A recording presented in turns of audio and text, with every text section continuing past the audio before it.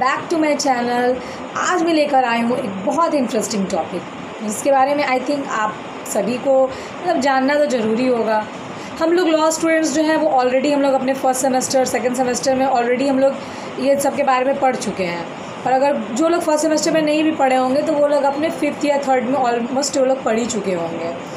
क्योंकि ये जो है हमारा जो बेस स्टार्ट होता है, या बोल सकते हैं one of the easy subject भी बोल सकते हैं, लेकिन इजी नहीं है। लेकिन कोई भी सब्जेक्ट इजी नहीं है, लेकिन बोला जा सकता है बहुत ही ज़्यादा इंटरेस्टिंग टॉपिक है। आज मैं जो बताने वाली हूँ वो टॉपिक है डिवोर्स के बारे में। लेकिन डिवोर्स भी है वो बहुत तरीके का है और बहुत लॉज के अंडर में है। लेकिन आज जो मैं बताने वाली हूँ वो स्पेसिफ़िकली सिर्फ़ और सिर्फ हिंदूज़ के लिए है। डिवोर्स जो है, जो ग्राउंड्स आज मैं बताने वाली हूँ सिर्फ़ और सिर्फ हिंदूज़ जो पार्टीज़ जो होंगे, पार्टीज़ टू द मैरिज, अगर वो हिंदू हैं, दोनों ही हिंदूज़ हैं, तो ही जाके वो इन सारे ग्राउंड्स के अंडर में डिवोर्स क्लेम कर सकते हैं। माने वो लोग बोल सकते हैं कि हम लोगों को डिक्री चाहिए डिसोल्यूशन ऑफ मैरिज का। तो हिंदू मैरिज एक्ट 1955 के अंडर में सेक्शन 13 से लेकर सेक्शन 15 तक बताया गया है डिवोर्स के बारे में कि कौन कौन से ग्राउंड्स हैं जिसमें हम लोग डिवोर्स मांग सकते हैं। कुछ फीमेल के लिए हैं, कुछ मेल के लिए हैं, कुछ दोनों के लिए ही हैं, कुछ म्यूचुअल कंसेंट से हैं। तो बहुत सारे ग्राउंड्स हैं और ये बहुत ही ज़्यादा इंटरेस्टिंग टॉपिक है। तो चलिए हम लोग शुरू करते हैं। सेक्शन 13 कहता है कि अगर पार्टीज़ जो हैं वो मैरिज के, पहले मैं सेक्शन को प्रोविज़न को मैं रीड आउट करती हूँ। एनी मैरिज सेलेमनाइज्ड वेदर बिफोर और after the commencement of this act may on a petition presented by either the husband or the wife be dissolved by a decree of divorce on the ground that the other party, यानी बोल रहा है अगर ये जो act है Hindu marriage act, ये act आने से पहले या ये इस एक्ट आने के जस्ट बाद से ही, अगर हम लोग देखेंगे जस्ट पहले या उसके बाद से अभी तक लगातार, अगर कोई मैरिज सेलेमनाइज हुआ है, यानी अगर कोई मैरिज हुआ है दो लोगों के बीच में, तो ऑन अ पिटीशन, यानी एक पिटीशन के द्वारा हम लोग जो है बोल सकते हैं हस्बैंड या फिर wife, either of the parties, कोई भी जो है फॉलोइंग जो ग्राउंड जो मैं बताने वाली हूँ उसके बेसिस पे वो लोग डिसोल्यूशन ऑफ मैरिज जो है दो तरीक़ा से है। तो ये लोग डिवोर्स के अंडर में क्लेम कर सकते हैं कि हम लोगों को डिक्री चाहिए किस चीज़ का, डिवोर्स का। इसके पहले मैं आपको एक चीज़ और बता दूँ कि जो मैरिज है वो दो तरीके से डिज़ोल्व होता है। एक यानी कि हस्बैंड मर गया या वाइफ मर गई तो जो मैरिज है वो डिज़ोल्व हो जाएगा, यानी शादी ख़त्म हो जा रहा है। और जो दूसरा है वो है डिवोर्स, जिसमें हस्बैंड और वाइफ दोनों ही ज़िंदा रहते हैं और उसके बावजूद हम लोग फिर भी हम लोग सेपरेट हो सकते हैं, तो वो है डिवोर्स। तो हम लोग डिक्री मांग सकते हैं किस चीज़ का, डिवोर्स का। लेकिन देखते हैं क्या क्या ग्राउंड्स हैं, बहुत ही इंटरेस्टिंग ग्राउंड्स हैं। पहला ग्राउंड है कि मान लीजिए एडल्ट्री के बारे में आप सब जानते हैं और आजकल ये बहुत ज़्यादा मात्रा में ये देखा जा रहा है कि चाहे लव मैरिज हो या अरेंज मैरिज हो, अधिकतर मामलों में ये देखा गया है कि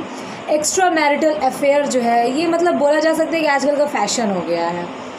हर कोई 100 में से आपको 50% मतलब जो भी लोग हैं, आपको एडल्ट्री जो है आपको हमेशा दिखाई देगा कि बहुत सारे लोग एडल्ट्री कमिट कर रहे हैं। आज हम लोग देखेंगे कि ये जो एडल्ट्री है ये भी किस तरह से ग्राउंड हो रहा है। बोला जा रहा है has after the solemnization of the marriage had voluntarily sexual intercourse with any person other than his और हर स्पाउस। स्पाउस क्या होता है? मान लीजिए अगर मैं हस्बैंड हूँ तो मेरी जो वाइफ है वो होगी स्पाउस, अगर वाइफ है उसका हस्बैंड वो हुआ उसका स्पाउस। यानी कोई भी हस्बैंड हो या वाइफ हो, दोनों का जो इधर जो पार्टी, जो दूसरे पार्टी ऑपोजिट जो पार्टी टू द मैरिज है वो होते हैं स्पाउस। स्पाउस हम लोग ना ही सिर्फ और सिर्फ वाइफ को बोल सकते हैं, ना ही सिर्फ और सिर्फ हस्बैंड को, दोनों को ही बोल सकते हैं spouse. Spouse of Mr A, spouse of Mrs B, तो दोनों ही स्पाउस होगा। यहाँ पे पहला ग्राउंड बोला गया एडल्ट्री। मान लीजिए ए है, बी है और सी है। ए और बी का शादी हो चुका है, बी जो है ए और बी जो है, यहाँ पे एडल्ट्री के अधिकतर हम लोगों ने बहुत सारे अभी रिसेंट केसेस देखे हैं जहाँ पे एडल्ट्री को कॉमन ग्राउंड बना दिया गया है हस्बैंड वाइफ दोनों के लिए। लेकिन पहले यहाँ पे भी एडल्ट्री कॉमन ही बताया गया है, लेकिन जब हम लोग आईपीसी पढ़ेंगे तो वहाँ पे सिर्फ और सिर्फ मेल मेंबर्स के लिए बताया, मेल पर्सन के लिए बताया गया था कि अगर वो एडल्ट्री कमिट करता है तो उसको कुछ पनिशमेंट मिलेगा। लेकिन हम लोगों का जो हिंदू मैरिज एक्ट है वो बोल रहा है कि अगर एडल्ट्री जो है कोई भी कमिट करता है यानी एक वाइफ अपने हस्बैंड के अलावा किसी और इंसान के साथ, किसी और पर्सन के साथ वो सेक्सुअल इंटरकोर्स करती है और वो किसी एक्स्ट्रा मैरिटल अफेयर उसका है किसी और पर्सन के साथ, तो वो एडल्ट्री के लिए जो है हम जो हस्बैंड अगर वो जान जाता है ये बात, तो एडल्ट्री के ग्राउंड पे वो उसको डिवोर्स दे सकता है। सेम केस है अगर वाइफ जान जाती है कि हस्बैंड का जो है किसी और के साथ एक्स्ट्रा मैरिटल अफेयर चल रहा है और वो एडल्ट्री कमिट कर रहा है, तो वो भी इसको क्लेम कर सकती है as a ground of divorce. तो पहला ग्राउंड है पहला ग्राउंड है एडल्ट्री। नेक्स्ट क्या है? क्रूएल्टी। क्रूएल्टी जो है हम लोग हर कोई जानते हैं, जब एक पार्टनर जो है दूसरे पार्टनर को किसी तरह से हैरेस कर रहा है, फिजिकल टॉर्चर कर रहा है, मेंटल टॉर्चर कर रहा है, तो हम लोग उसको बोल सकते हैं यहाँ पे कि वो क्रूएल्टी है। मान लीजिए क्रूएल्टी बहुत तरीक़ा का होता है, हस्बैंड वाइफ को मार रहा है, ऐसा नहीं है कि वाइफ नहीं मार रही है, वाइफ भी कहीं कहीं पे हम लोग देख सकते हैं कि वाइफ जो है वो भी अपने हस्बैंड के ऊपर टॉर्चर कर रही है। तो कोई भी पार्टी किसी के ऊपर मान लीजिए टॉर्चर कर रहा है, सिर्फ फिजिकल ही नहीं, मेंटल भी। मान लीजिए जैसे कि एक हस्बैंड और वाइफ है, वाइफ हमेशा हस्बैंड को धमकी देती है कि मैं सुसाइड कर लूँगी, तुमने ऐसा किया तो मैं सुसाइड कर लूँगी। माने आप दूसरे पार्टनर को बार बार धमकी दे रहे हैं कि आप सुसाइड कर लेंगे, ये भी एक तरह से उसको मेंटल टॉर्चर ही करना हुआ। टॉर्चर जो है, क्रूएल्टी जो है वो सिर्फ फिजिकल नहीं होता है, वो मेंटल भी होता है। मान लीजिए जैसे कि हम लोग देख सकते हैं हम लोग बोल सकते हैं कि जैसे कि लड़का है, उसके जो फैमिली वाले हैं, जो इन लॉज हैं, वो क्या कर सकते हैं, मान लीजिए बच्चे को ले सकते हैं और बच्चे को चोट पहुंचा सकते हैं, और उसको देख के मैंने वाइफ के सामने ही, अपनी बहू के सामने उसकी सास जो है उसके बच्चे को चोट पहुंचा रही है। इससे भी उस वाइफ को जो है मेंटल क्रूएल्टी के लिए उसको टॉर्चर किया जा रहा है, क्योंकि उसके बच्चे को तकलीफ़ हो रहा है तो इनडायरेक्टली उसको भी तकलीफ़ हो रहा है। तो ये भी एक तरीका का बोल सकते हैं हम लोग फॉर्म ऑफ क्रूएल्टी है। एक केस था पंकज महाजन वर्सेस डिम्पल, जो कि 2011 का केस है। 11 स्केल 2078 2011 7 SLT 307। यहाँ पे 2078 नहीं है, 278 है। ये जो साइटेशन है केस लॉ कि कौन से ईयर में आया था, नहीं आया था, अगर हम लोग इस केस मतलब ये जो साइटेशन है अगर हम लोग इसको गूगल पे सर्च करें तो ये पूरा केस का जो हिस्ट्री है वो आ सकता है। तो इस केस में बताया गया था कि repeated threats to commit suicide amounts to cruelty. Repeatedly आप उसको हर बात नहीं उसको धमकी देते हो कि मैं सुसाइड कर लूँगा या मैं सुसाइड कर लूँगी, ये भी एक तरीक़ा से अपने पार्टनर को मेंटल टॉर्चर करना हुआ, और इसको भी हम लोग क्रूएल्टी के अंडर में काउंट कर सकते हैं। और हम लोग डिवोर्स के लिए डिक्री के लिए, जो डिवोर्स का डिक्री है उसके लिए हम लोग पिटीशन फाइल कर सकते हैं। तीसरा ग्राउंड है डिजर्शन। मान लीजिए आपका पार्टनर, आपका स्पाउस आपको 2 साल के लिए कहीं छोड़ के चला गया है, यानी आपके साथ कोई कांटेक्ट में नहीं है वो 2 साल के लिए, इसको बोलते हैं डिजर्शन। अगर 2 साल तक आपसे वो कोई कांटेक्ट नहीं करता है तो आपके पास ये फुल राइट है कि आप जाके इस बेसिस पे, इस ग्राउंड पे, डिजर्शन के ग्राउंड पे आप डिवोर्स के लिए डिक्री जो है उसके लिए आप रिक्वेस्ट कर सकते हैं कि मुझे जो है डिवोर्स का डिक्री आप प्लीज़ दे दीजिए, मैं डिवोर्स लेना चाहती हूँ क्योंकि मेरा हस्बैंड या मेरी वाइफ के साथ मेरा 2 साल से कोई कांटेक्ट नहीं है। और उसने बिना कोई रीज़न बताए, डिजर्शन मतलब बिना कोई रीज़न बताए वो कहीं छोड़ के चला गया, मान लीजिए दूसरे शहर में चला गया या कहीं चला गया जिसका कोई अता पता नहीं है 2 साल तक। अगर 2 साल के अंदर वो कांटेक्ट करता है, वो वापस आ जाता है, तब हम नहीं फाइल कर सकते डिवोर्स के। लेकिन 2 साल तक अगर वो ऐसा नहीं करता है, नहीं आता है वापस या कांटेक्ट नहीं करता है, तो हम लोग डिवोर्स के लिए ये जो ग्राउंड है ये हम लोगों का एक अच्छा खासा ग्राउंड है। चौथा जो है वो बोला जा रहा है कन्वर्सन। मान लीजिए कि हिंदू है मेरा हस्बैंड या फिर किसी और की वाइफ, वो अचानक से क्या करते हैं, कन्वर्ट हो जाते हैं, इस्लामिक रिलीजन वो कन्वर्ट हो जाते हैं, या फिर वो क्रिश्चियन बन जाते हैं, सिख धर्म अपना लेते हैं, या कोई भी धर्म अपार्ट फ्रॉम हिंदुइज़्म अगर वो कन्वर्ट हो जाते हैं किसी और रिलीजन में,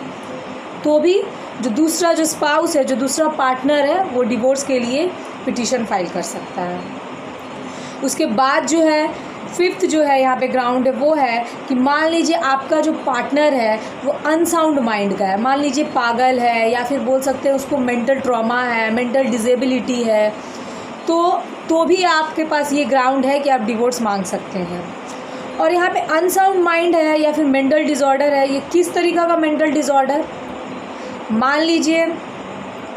कोई एक ऐसा इंसान है जिसको रह रहे कि ऐसा दौरा पड़ता है कि वो बहुत ज़्यादा पागल हो जाता है, पागल होकर वो जिसको जो समझ में आता है हर किसी को ही मारने लगता है, जिसकी वजह से आपको चोट भी पहुंचता है और आप बहुत ज़्यादा डर भी जाते हैं और क्रूएल्टी भी, एक आपको समझ लीजिए फिजिकल क्रूएल्टी भी हो रहा है और आपका उसके मेंटल डिसऑर्डर की वजह से आप उसके साथ रह भी नहीं पा रहे हैं।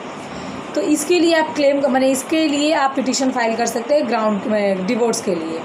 लेकिन मान लीजिए जो आपका जो पार्टनर है वो लुनैटिक है, तब क्या ये आप बोल सकते हैं कि ये ग्राउंड है? नहीं, लुनैटिक जो है वो ग्राउंड नहीं है। मान लीजिए लुनैटिक का मतलब ये होता है कि मान लीजिए 6 महीना तक कोई इंसान नॉर्मल रहता है, 6 महीना तक वो थोड़ा सा अजीब बिहेव करने लगता है, एबनॉर्मल हो जाता है, मतलब मेंटली एबनॉर्मल। फिर 6 महीना वो ठीक हो जाता है, फिर 6 महीना बाद उसको ऐसा कुछ हो जाता है। तो मतलब ऑकरेंस ऑफ इंटरवल में अगर उसका माइंड ठीक रहता है, फिर दूसरे इंटरवल में उसका माइंड जो है थोड़ा डिस्टर्ब हो जाता है, तो आप उसको छोड़ के आप नहीं बोल सकते कि हमको डिवोर्स चाहिए। लेकिन वो पूरी तरीके से वो अनसाउंड माइंड का है, तो आप उसके लिए बोल सकते हैं कि हाँ मुझे डिवोर्स चाहिए। नेक्स्ट जो है 6th पॉइंट, वो क्या बोल रहा है, ये पहले था 6 जो पॉइंट है ना, वो पहले था हिंदू मैरिज एक्ट में, लेकिन अभी उसको हटा दिया गया है। पॉइंट ये था कि अगर आपके पार्टनर को लेप्रोसी की बीमारी है, अगर उसको लेप्रोसी की बीमारी है जो कि क्यूरेबल कभी नहीं हो सकती है, तो आप उसको छोड़ सकते हैं। डिवोर्स जो है इसका ग्राउंड आपके पास है। लेकिन हम लोग जानते हैं कि लेप्रोसी जो है अब इसका जाके बहुत सारा इलाज आ चुका है और ये क्यूरेबल डिजीज़ WHO ने बोल दिया है कि लेप्रोसी जो है वो क्यूरेबल डिजीज़ है। इसीलिए लेप्रोसी को जो है as a ground for divorce इसको हटा दिया गया है हिंदू मैरिज एक्ट से। नेक्स्ट है, मान लीजिए उसको कोई और बीमारी है जो कि फैलने वाली बीमारी है। मान लीजिए मुझे है तो मेरे पार्टनर को भी हो सकता है। फॉर एन एग्जांपल मान लीजिए एड्स, ये एक ऐसा बीमारी है कि वो चाहे तो एक माँ से एक बच्चे को हो सकता है, एक हस्बैंड से एक वाइफ को हो सकता है, एक वाइफ से एक हस्बैंड को हो सकता है, यानी कि ये जो है ये फैलने वाला कम्युनिकेबल डिजीज़ है। तो आप इस बेसिस पे भी उससे डिवोर्स ले सकते हैं, हस्बैंड या वाइफ। उसके बाद जो ग्राउंड है वो है, मान लीजिए आपका हस्बैंड या आपकी वाइफ उसने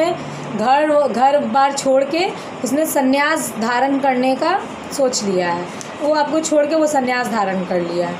तो आप सीधा जो है पिटीशन फाइल करके आप डिवोर्स ले सकते हैं, चाहे हस्बैंड चाहे वाइफ। एक और ग्राउंड है, वो क्या बोल रहा है कि मान लीजिए आपका हस्बैंड या आपकी वाइफ या फिर कोई भी जो भी पार्टनर है, पार्टीज टू द मैरिज जो है, अगर इन दोनों में से कोई एक इंसान दूसरे इंसान को छोड़ के कहीं चला जाता है या फिर अचानक ही वो गायब हो जाता है, कुछ पता नहीं है उसके बारे में, और 7 साल तक आपको अपने पार्टनर का कोई खबर नहीं है कि वो ज़िंदा है कि वो मर चुका है, कोई खबर नहीं है। आपने बहुत कोशिश किया उससे कांटेक्ट करने का, लेकिन उसके जो आसपास के जो लोग हैं, उसके फैमिली मेम्बर्स हैं या फिर जिनसे वो बहुत ज़्यादा क्लोज़ था, उनके पास भी उसका कोई कांटेक्ट नहीं है, तो हम लोग इस बेसिस पे भी हम लोग जो है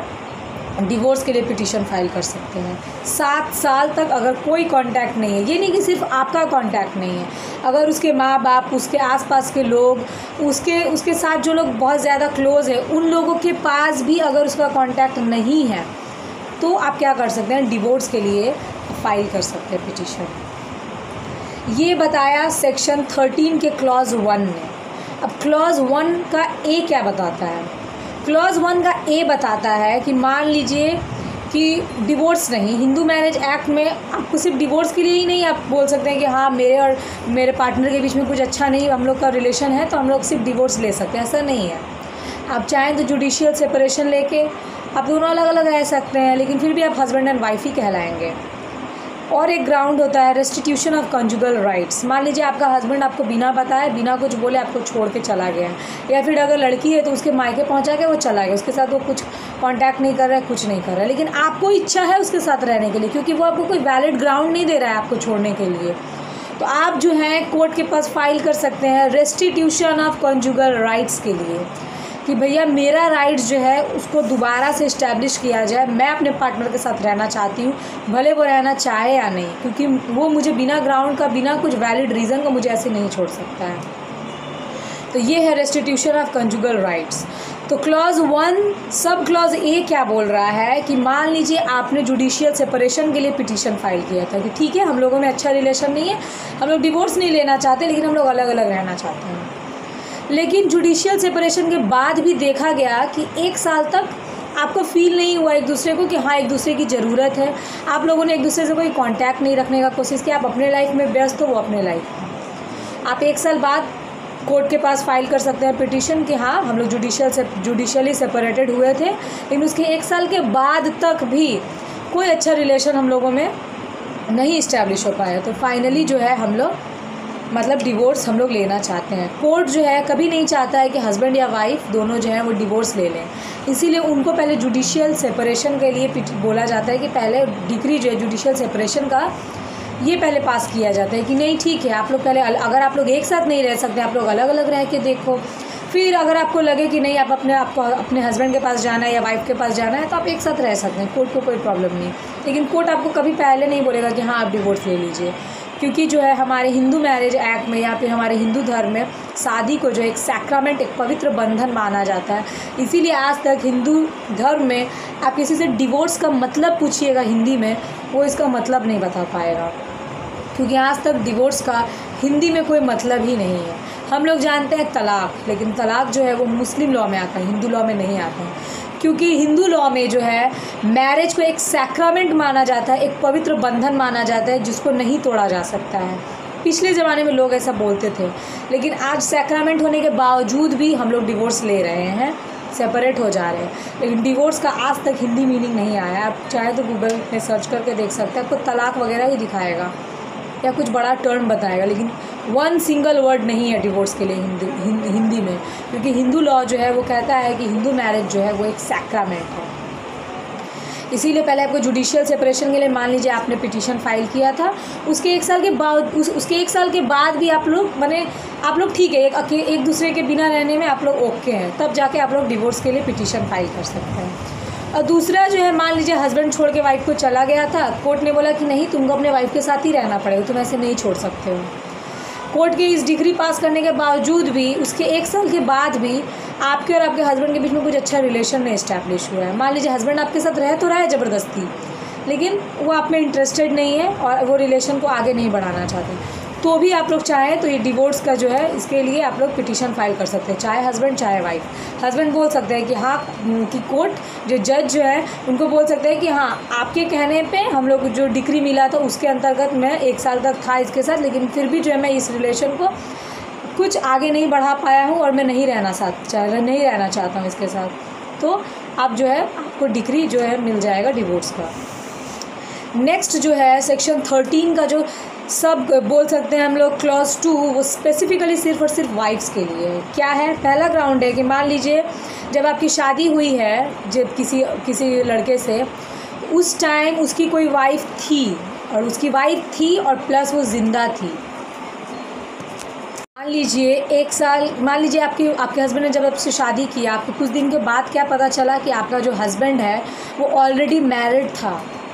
और उससे भी बड़ी बात ये है कि उसकी वाइफ जो वो जिंदा थी। मैरिड वो हो सकता है उसकी वाइफ मर गई हो या फिर उसने डिवोर्स ले लिया हो, तो आप शादी कर सकते हैं उससे, उसमें कोई प्रॉब्लम नहीं है। लेकिन जब शादी आपकी हो चुकी है, आपको पता लगा कि जब आपकी शादी हुई थी तो उस टाइम उसकी वाइफ जिंदा थी, या फिर उसने डिवोर्स के लिए फ़ाइल किया था अपने पिछले वाइफ से, एक्स वाइफ से उसने डिवोर्स के लिए पिटीशन फाइल किया था, लेकिन कोर्ट ने जो है अपना डिक्री पास नहीं किया, कोर्ट ने डिक्री नहीं दिया था कि हाँ आपका जो मैरिज है वो ख़त्म हो जाता है, डिज़ोल्व होता है। कोर्ट ने डिक्री नहीं दिया था, और अगर उसके बावजूद भी वो शादी कर लेता है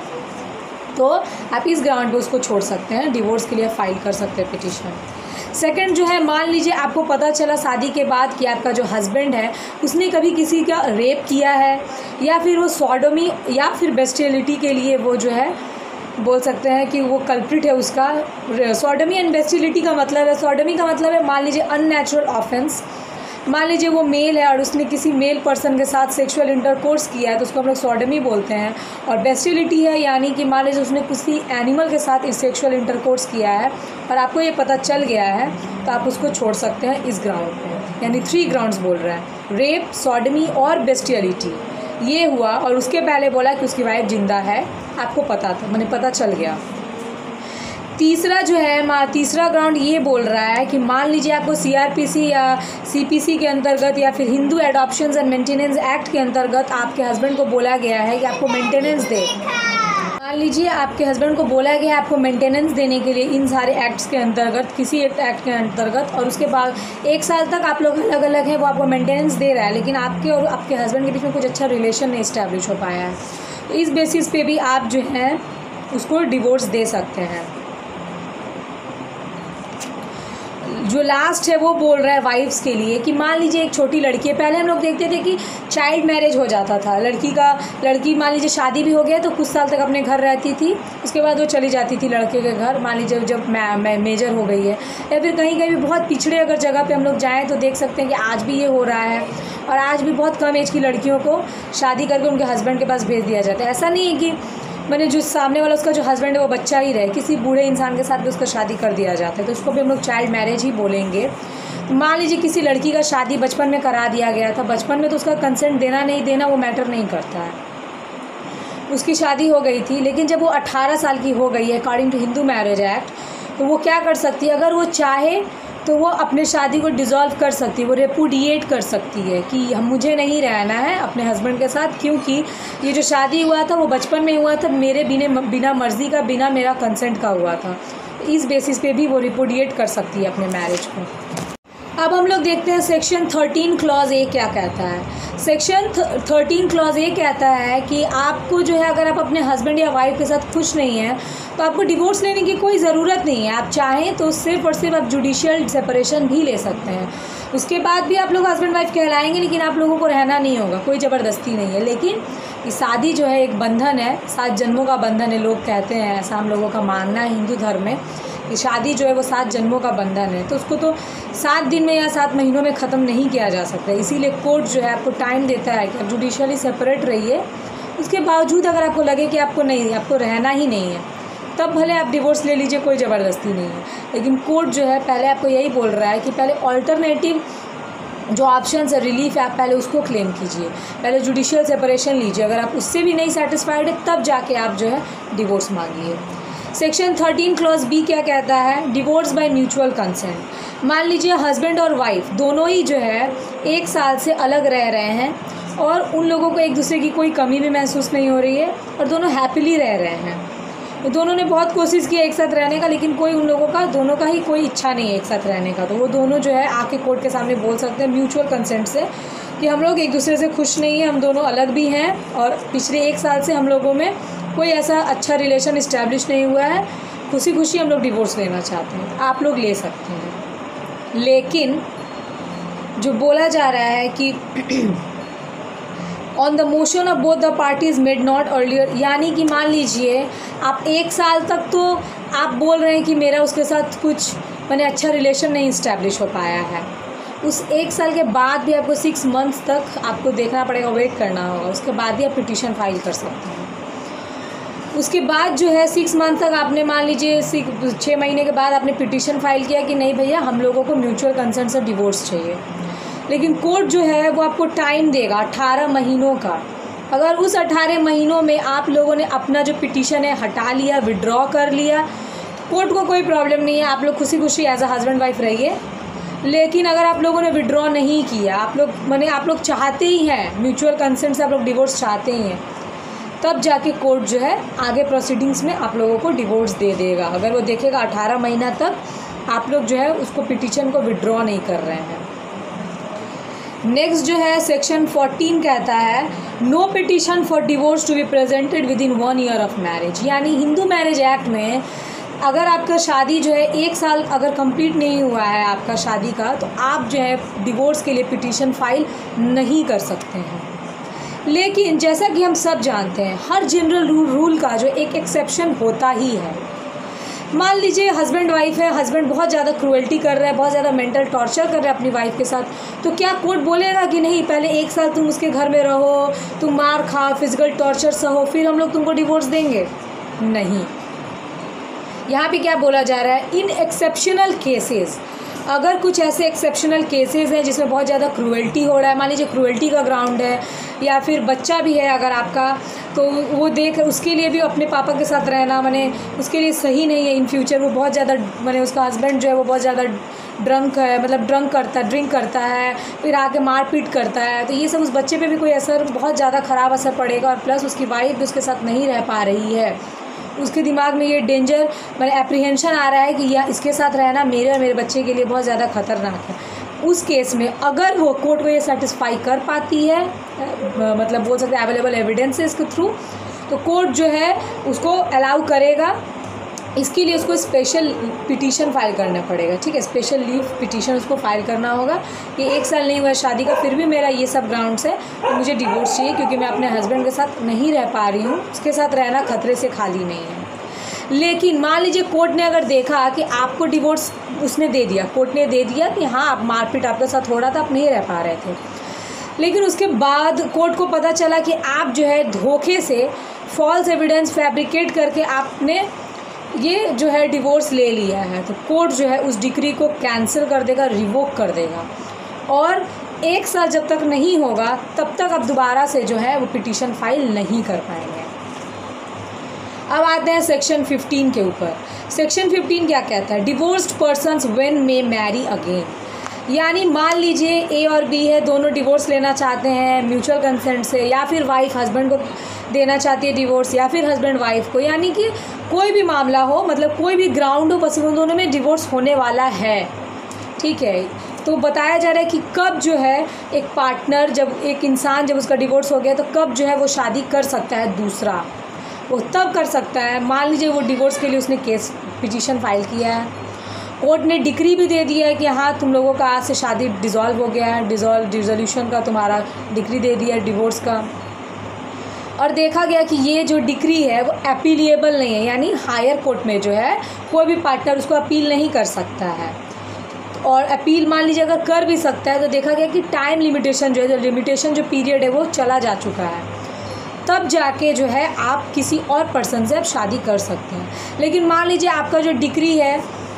वो अपीलिएबल है, यानी हायर कोर्ट में उसको अपील किया जा सकता है, अगर दूसरा पार्टनर जो है वो सेटिस्फाइड नहीं है तो अपील कर सकता है, तब आप शादी नहीं कर सकते हैं अनटिल एंड अनलेस वो जो अपील है उसका जो है कुछ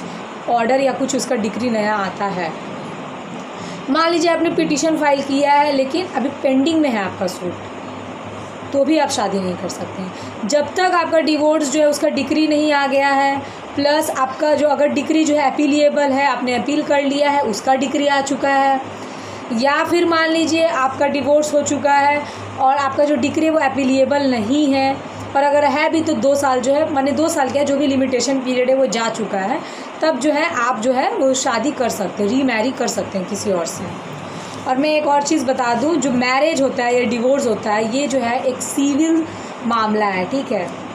सिविल सूट्स या सिविल केसेस के अंडर में आता है, तो हम लोग डायरेक्टली जो है डिस्ट्रिक्ट कोर्ट में फ़ाइल कर सकते हैं पिटीशन फॉर मैरिज, पिटीशन जो है हम लोग डिवोर्स के लिए अंडर हिंदू मैरिज एक्ट, हम लोग डिस्ट्रिक्ट कोर्ट में डायरेक्ट हम लोग डायरेक्टली जो है हम लोग इसके लिए सूट फाइल कर सकते हैं। तो गाइज़ ये था हमारा हिंदू मैरिज एक्ट के अंडर में डिवोर्स। तो ये जो एक ऐसा टॉपिक है जो जब मैंने भी फर्स्ट टाइम पढ़ा था तो मुझे भी बहुत ज़्यादा क्यूरियोसिटी था कि मुझे जानना है डिवोर्स क्या है, कौन सा ग्राउंड्स है, क्या है नहीं है, क्योंकि हम लोग मैंने अक्सर टीवी में ही सुनते हैं, रियलिटी में मैंने कभी किसी को सुना नहीं था, देखा नहीं था कि किसी का डिवोर्स हुआ है या जो भी, लेकिन जब मैंने पढ़ा मुझे बहुत ज़्यादा इंटरेस्टिंग लगा। एक सेमेस्टर मैंने हिंदू लॉ के बारे में पढ़ा, तब मैंने हिंदू डिवोर्स के बारे में पढ़ा। नेक्स्ट सेमेस्टर में मैं मुस्लिम लॉ के बारे में जब पढ़ा तो मैंने उस टाइम उन लोगों के डिवोर्स के बारे में पढ़ा। फिर स्पेशल मैरिज एक्ट जब हम लोगों ने पढ़ा तब देखा कि स्पेशल मैरिज एक्ट के अंडर में क्या उसके ग्राउंड्स हैं। फिर जब CRPC पढ़ा तो वहाँ भी देखा क्या क्या ग्राउंड्स हैं। तो ये जो है वो हिंदू मैरिज एक्ट के अंडर में जो है ग्राउंड्स बताए गए हैं। तो आज जो मेरा टॉपिक है यहीं पे आज ख़त्म होता है, ठीक है। अगर आप लोगों को कोई भी डाउट हो, कोई भी डाउट्स रिगार्डिंग ग्राउंड्स या कौन सा सेक्शन है या वो जो मैंने केस लॉ दिया उसके साइटेशन के बारे में या कुछ भी अगर आप लोगों को जो है डाउट्स है तो आप लोग क्या कर सकते हैं, कमेंट बॉक्स में अपने क्वेरीज़ जो है ज़रूर पूछें, या फिर कोई और प्रैक्टिकल एग्जांपल देके भी आप लोग पूछ सकते हैं कि आपके आसपास में कुछ ऐसा हुआ हो या फिर आपके कोई नियर या डियर वंस हैं जिनके साथ ऐसा कुछ ऐसा कोई भी ऐसा ग्राउंड अवेलेबल है तो वो कैसे फाइल कर सकते हैं। तो आप लोग कोई भी क्वेरी हो तो आप लोग कमेंट बॉक्स में ज़रूर पूछ सकते हैं। नेक्स्ट वीडियो में मैं आने वाली हूँ, जो मेरा नेक्स्ट वीडियो जो आने वाला है उसमें मैं बताऊँगी डिवोर्स अंडर मुस्लिम लॉ, वो भी काफ़ी इंटरेस्टिंग है और उसमें और भी ज़्यादा जो है बोल सकते हैं ग्राउंड्स हैं। लेकिन इसी में से कुछ स्पेसिफिक कॉमन ग्राउंड्स होते हैं। जैसे मान लीजिए हिंदू है, उसके साथ क्रूएल्टी हो रहा है तो उसको डिवोर्स मिल गया। मुस्लिम है, उसके साथ क्रूएल्टी हो रहा है तो क्या उसको डिवोर्स नहीं मिलेगा? ऑब्वियसली उसको भी मिलेगा। तो कुछ ऐसे ग्राउंड्स हैं जो हिंदू मैरिज और मुस्लिम मैरिज में कॉमन है। तो आज के लिए बस इतना ही। आई होप आप लोगों को मेरा वीडियो बहुत पसंद आया होगा और बहुत हेल्पफुल रहा होगा, क्योंकि मैंने बहुत ही आसान शब्दों में बताया है और हर किसी को जानने का जो क्यूरियोसिटी जो था इस टॉपिक के बारे में, आई थिंक आप लोग अभी तक जान ही चुके होंगे और आप सबको पसंद आया होगा। तो आई होप आप लोगों को बहुत अच्छा लगा होगा। आज के लिए इतना ही। Till then, good bye, take care. Please like, share and subscribe करना ना भूलें, ताकि मुझे और ज़्यादा इंकरेजमेंट मिले और मैं अच्छी वीडियोज़ आप लोगों के लिए लाती रहूँ। Thank you.